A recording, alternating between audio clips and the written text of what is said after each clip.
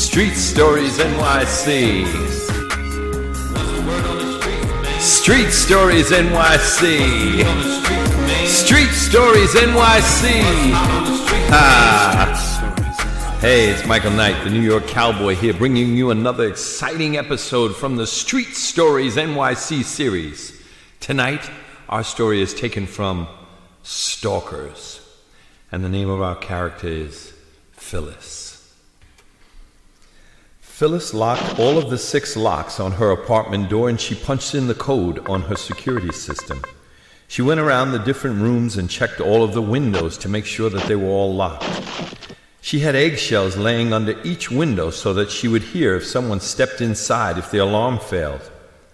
The phone rang minutes after she got inside, and Phyllis confirmed to her mom that she was inside and she was safe. Phyllis' mom begged her to come home and stay with her and her dad, but Phyllis insisted on trying to overcome any obstacles in her life. Bernard was not going to control her life anymore. Phyllis and Bernard were quite an item for over 5 years. They seemed like the perfect couple to people that saw them everywhere. Everyone would comment about how good they looked together and how happy they were. Phyllis had never been more in love until the jealousy and controlling started. She couldn't wear this, or she couldn't go here and there. She couldn't talk to this one or that one, and her girlfriends were too nosy. Everything and everyone had to go out of her life except Bernard. Even her job was in jeopardy. Bernard dropped her off and picked her up every day and every night. In the beginning, Phyllis thought that it was charming, and she felt that Bernard really loved her, and he was just being protective. Soon it became apparent that he just wanted to make sure that she didn't have any outside contact with anyone. Then the beatings started. First it was just arguing. Then came the screaming. Next it was punching the wall. Then was the first smack in the face. Finally, it was being hospitalized. Phyllis never pressed charges, and she wouldn't even admit that Bernard did it to her. She was terrified of him. Bernard told her that if she ever told the police that he did something to her and he went to jail, that he would kill her, and she believed him. He would dare her to get an order of protection because he said that he would get one of his friends to hurt her if he couldn't do it himself. It took a ton of coaching by friends, doctors, and police to get Phyllis to finally seek help. After he pushed her down the stairs intentionally and she lost her baby, she agreed to get Bernard arrested. It turned out that one NYPD officer that helped her, Sylvester, became her friend and then her boyfriend. Phyllis wasn't sure that it was just because he made her feel safe or because she needed company that she got into the relationship with him. Sylvester helped her through the trial, and when she testified, she trembled each time as she told her terrifying story. She couldn't even bring herself to look at Bernard, and the judge had to warn him several times not to open his mouth or to speak to Phyllis. When he got sentenced to 2 years, he vowed vengeance as he was dragged away in handcuffs. Phyllis started receiving letters from the prison and collect calls as well. She didn't take the calls, but she couldn't resist opening the letters. Bernard apologized and told her that he found Jesus and that he was going to make it all up to her, and he was counting the days until he was free. Phyllis never wrote back, and she counted the days as well, worrying when he would get out. Sylvester stayed over Phyllis' house a couple of nights a week, and he assured her that she would be notified when Bernard got out of prison, and he and some of his fellow NYPD officers would have a stern talk with Bernard when he got out. He told her that if Bernard broke the order of protection, he would be thrown back into prison for even longer. He reassured her that she had nothing to worry about, and he would be right by her side. Phyllis slept a lot better at night with Sylvester by her side, but the nights that she had to sleep alone, she didn't sleep well at all. Sylvester helped her get a security system installed, and he made her program the code for her birthday so that she could remember it easily.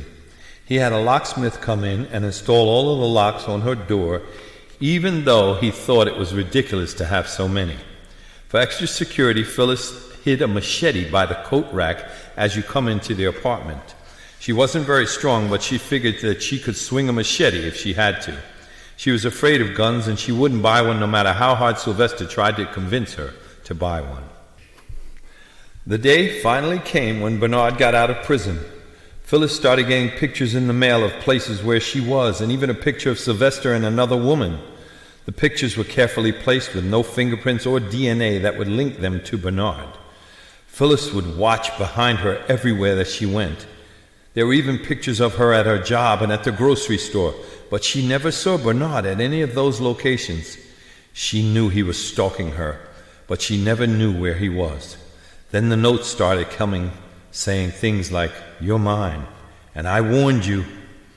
Phyllis showed Sylvester, but he told her that he couldn't legally do anything until he had proof that Bernard violated the order of protection, or she had a witness that he was stalking her. Phyllis began begging Sylvester to move in with her, and she questioned him about the woman in the pictures with him. He said it was just a friend, and he couldn't leave his mother alone every day because she was old and sickly. One night, Phyllis woke from her sleep and Sylvester wasn't in the bed. She could hear him talking in the next room, and she listened for a while. Then she burst into the room and said, "Who is that?" Sylvester hung up the phone and said, "I know I should have told you, but I have a wife and kids at home.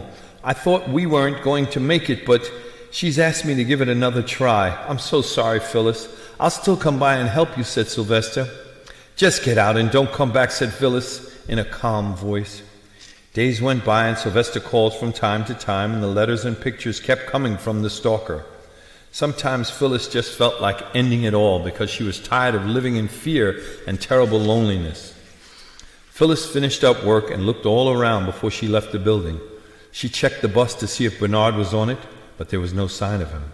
She got home and closed the doors and began to lock all of her locks and set her alarm. She breathed a sigh of relief, and then her blood suddenly froze in her veins.